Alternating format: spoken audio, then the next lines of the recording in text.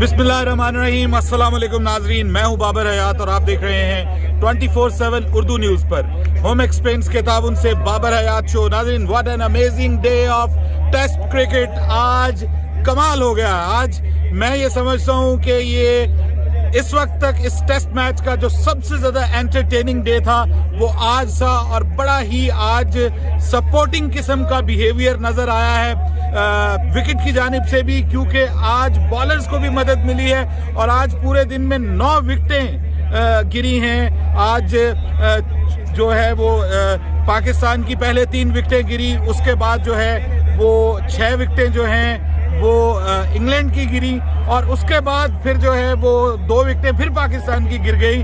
तो इसका मतलब ये है कि आज टोटल जो हैं वो 3 और 6 और फिर 2 9 और 2 11 विकेटें गिरी हैं। सो इन 11 विकेटों के गिरने के बाद बेसिकली जो सबसे ज्यादा जिस चीज ने मुझे हैरान किया है वो इंग्लैंड का डिसीजन है डिक्लेयर करने का। 343 रन की लीड पर अचानक इंग्लैंड ने डिक्लेयर कर दिया और पाकिस्तान को जीतने के लिए 343 रन का टारगेट दे दिया।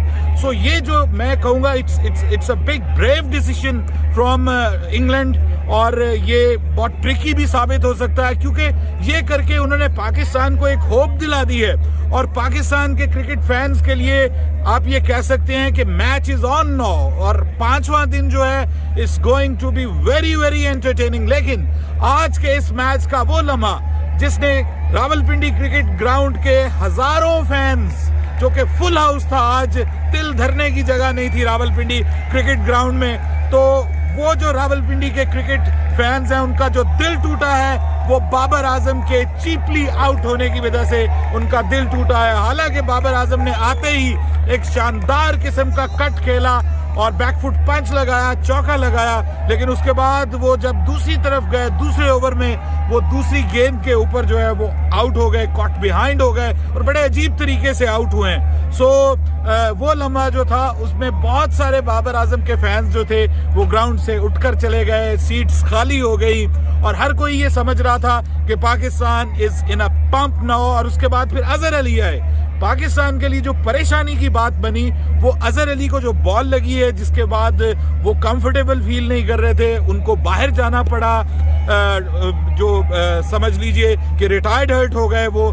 और उसके बाद फिर जो है वो बाबर आजम आए, और बाबर आजम के आउट होने के बाद जो इनिंग्स खेली है आज 50+ की पार्टनरशिप सऊद शकील और इमाम उल हक की, बड़ी ही जबरदस्त उन दोनों के दरमियान पार्टनरशिप हुई है। और मैं समझता हूं कि इमाम उल हक ने बहुत अच्छा खेला है। इमाम उल हक जो है उन्होंने जब ये मैच खत्म हुआ है, इमाम उल हक स्टिल बैटिंग कर रहे थे और वो 43 रन के ऊपर बैटिंग कर रहे थे, और इसके अलावा जो सऊद शकील हैं वो 24 के ऊपर बैटिंग कर रहे थे। सऊद शकील का कैच बिल्कुल मैच खत्म होने से 2-3 ओवर पहले सऊद शकील का एक बड़ा ही आसान कैच जो है वो सिली मिड ऑफ के ऊपर जो है वो ड्रॉप कर दिया गया, और उसके बाद ये बहुत बड़ा मौका था इंग्लैंड के लिए कि वो आज के दिन को अपने नाम करता। लेकिन इन दोनों बल्लेबाजों की जिम्मेदाराना बैटिंग के अलावा जहां जहां इनको मौका मिला इन्होंने शॉट्स भी लगाई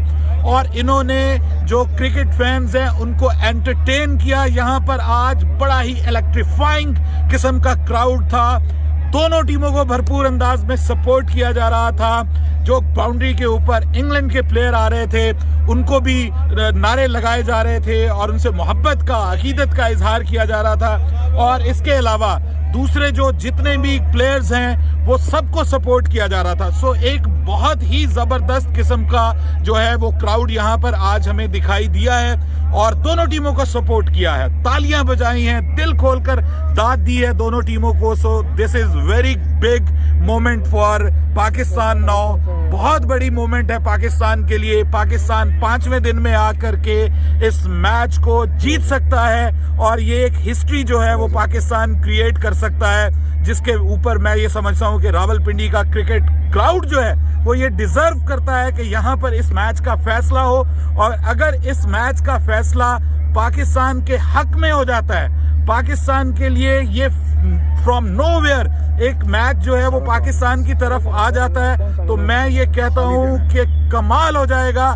रावलपिंडी के क्रिकेट फैंस जो हैं ये उनके लिए एक हिस्टोरिक मोमेंट बन जाएगा, एक हिस्टोरिक मैच बन जाएगा, और मैं कहता हूं कि ये एक वर्थ वॉचिंग बन जाएगा। जितना इस पिच के ऊपर क्रिटिसाइज किया गया है, इस मैदान के ऊपर क्रिटिसाइज किया गया है, उसके बाद जैसे ही तीसरा दिन खत्म हुआ, आज चौथे दिन जो है जो जैसे विकेट्स गिरी और जैसे शॉट्स लगी, मैं कहता हूं कि the best day of cricket in these 4 days आज का दिन है। और आज का दिन इंतहाई जबरदस्त यानी पैसा वसूल किस्म का दिन है, कमाल पैसा वसूल किस्म का दिन है आज का दिन जो है। सो मैं ये समझता हूँ कि यहाँ पर जो सबसे ज्यादा मुझे चीज जबरदस्त नजर आई है वो पाकिस्तानी क्रिकेट फैंस का साथ देना, इंग्लैंड की टीम का, और इंग्लैंड की टीम को सपोर्ट करना, और फिर यहाँ पर जो स्टूडेंट्स आए हुए थे आज उन्होंने दिल लगाए रखा, और फिर बर्मी आर्मी जो है वो यहाँ पर हमारे स्टैंड में भी आई और उन्होंने दिल पाकिस्तान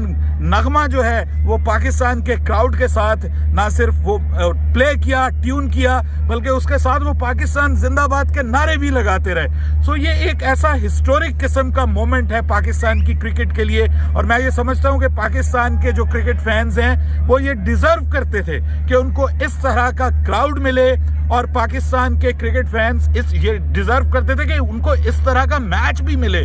पहली इनिंग्स में पहले दिन 500 रन, दूसरे दिन 657 रन बना दिए इंग्लैंड ने, और उसके बाद अगर हम आज के दिन चौथे दिन के इख्तिताम पर ये बात कर रहे हैं कि ये मैच अब ड्रॉ नहीं हो सकता, ये मैच कोई ना कोई टीम जीतने जा रही है, इस मैच का फैसला होने जा रहा है, तो मेरे ख्याल में इससे अमेजिंग जो है वो चीज कोई हो ही नहीं सकती। सो मैं कहता हूं credit goes to both the teams, and again जो बेन स्टोक्स ने एक बड़ा ही ब्रिलियंट और बड़ा ही ब्रेव डिसीजन लिया है। ये डिसीजन वैसे थोड़ा सा ट्रिकी है, मैं शॉक्ड था, मैं हैरान था कि कम से कम 375, और अगर ज्यादा सेफ साइड पे वो जाने चाह रहे थे तो वो 400 तो उनको टारगेट सेट करना चाहिए था, लेकिन 343 पे जो उन्होंने किया वो एक बेसिकली लालच भी दी है पाकिस्तान को कि they should go for win, और जब कोई विन करने के लिए जाता है तो वो टीम जो है वो फिर विकेट्स भी गवा सकती है। सो 5वें दिन